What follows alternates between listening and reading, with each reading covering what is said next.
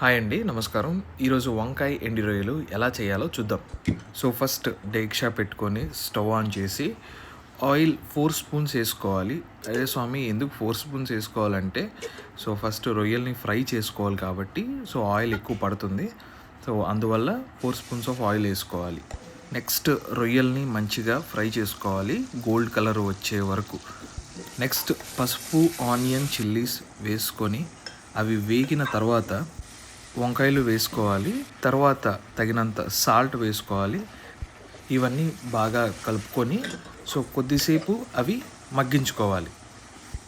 అది కొద్దిగా మగ్గిన తర్వాత టమాటా వేసుకొని అది మగ్గటానికి సాల్ట్ వేసుకొని పూర్తిగా టమాటా మెత్తపడే వరకు మగ్గనివ్వాలి. వంకాయ టమాటా మగ్గిన తర్వాత సరిపడ కారం వేసుకోవాలి. కూరకు సరిపడ ఉప్పు చూసుకొని వేసుకోవాలి. మొత్తాన్ని మంచిగా కలుపుకొని 2 మినిట్స్ తర్వాత ఒక చిన్న గ్లాస్ నీళ్లు పోసి కలుపుకొని మూత పెట్టుకోవాలి.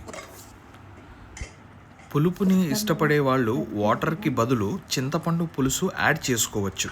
యాక్చువల్గా మేము ఇలాగే తింటాము, సో పులుసు వేసుకోము. సో ఒక 5 మినిట్స్ ఆయిల్ పైకి వచ్చే వరకు ఉడకనిచ్చి స్టవ్ ఆఫ్ చేసుకొని సర్వ్ చేసుకోవటమే. సో అంతే అండి, సింపుల్. మన కర్రీ అయితే రెడీ అయిపోయింది. Thanks for watching.